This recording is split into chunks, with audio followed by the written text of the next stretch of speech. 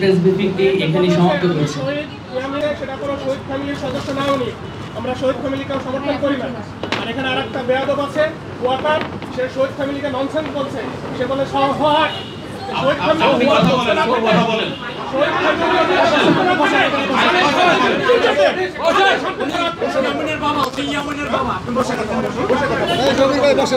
শহীদ ইয়ামিনের বাবা। আমি মোহাম্মদ মহিউদ্দিন, আমার ছেলে শাহিদ আসাবুল ইয়ামিন। আমার ছেলে ফেসবুকে কোনো পোস্ট দিয়ে শহীদ হয়নি, আমার ছেলে কোনো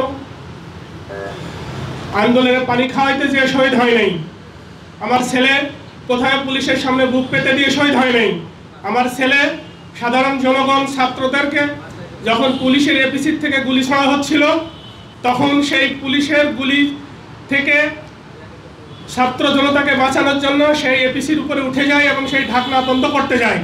তখন পুলিশ এপিসির থেকে নিচে নেমে তার বুকের বাম পাশে ক্লোজ ডিস্টেন্স থেকে তাকে শটগান দিয়ে গুলি করে।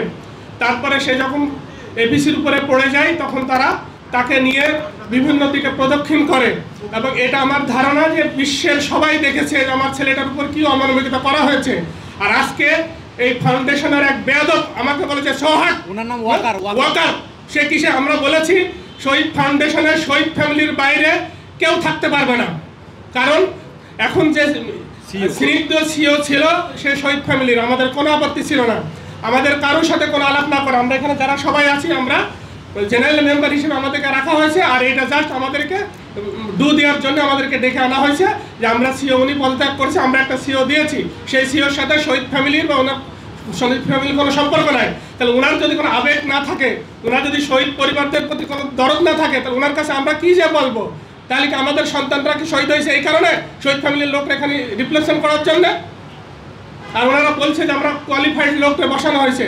আমি বলছি যে কে কোয়ালিফাইড না শহীদ ফ্যামিলির ভিতরে?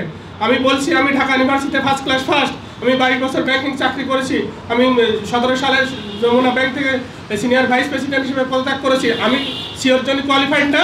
আর কোত্থেকে কাকে ধরে নিয়ে আসি, কেন হচ্ছে তাকে আমাকে সিও হিসেবে মেনে নিতে হবে? এই কথা যখন বলা হয়েছে তখন ওয়াকার সাহেব এটা আপত্তি করেন। আপনি কেন আপত্তি করেন? কারণ তিনিও হচ্ছে ওয়াকার সাহেব ফাউন্ডেশনের ট্রেজারার ছিল এবং উনি প্রবলভাবে আপত্তি করছে যে এটা চেঞ্জ হবে না। কেন চেঞ্জ হবে না? আমাদের আবেগের কি কোনো মূল্য নেই? শহীদ ফ্যামিলিতে আমরা বলেছি যে সিও এর আগেও শহীদ ফ্যামিলিতে ছিল, এখনো শহীদ ফ্যামিলির ভিতর থেকেই দিতে হবে এবং যোগ্যতর লোক আছে তাদেরকে আপনারা বসান। এনারা বলছে না এটা চেঞ্জ হবে না, আমাকে বলছে সংবিধান পড়েছেন, আমি বলছি যে বাংলাদেশের সংবিধান যেখানে আমাদের ছেলেদের রক্তের বিনিময়ে চেঞ্জ করতেছি, আপনার ফাউন্ডেশনের সংবিধানও চেঞ্জ করা হবে যে ফাউন্ডেশনের সবসময় সিও শহীদ ফ্যামিলির থেকে আসবে, নাহলে তো আমাদের কথা। এমন আমি সাধারণ মেম্বার হিসাবে বিভিন্ন শহীদ ফ্যামিলির সাথে যখন কথা বলেছি তখন এখানকার যারা সহযোগিতামূলক তাদের আচরণ পায় না, প্রফেশনাল বলতে প্রফেশনাল আচরণ পায় না, পাবে থেকে কেউ তো ওখানে শহীদ ফ্যামিলির কেউ নাই। এমনকি ফাউন্ডেশনে যারা আহত যাদেরকে কর্মসংস্থান দেওয়া উচিত ছিল, ফাউন্ডেশনের অধিকাংশ কর্মচারী আহতও না, তারা আহত যোদ্ধাও না, তারা শহীদ ফ্যামিলিরও কেউ না। এটা তাদের আমরা ওয়াকার ট্রেজারার হিসেবে তার পদত্যাগ দ্রুত দাবি করতেছি, কারণ সে কোনো শহীদ ফ্যামিলিকে বলতে পারে না যে সো হট ননসেন্স।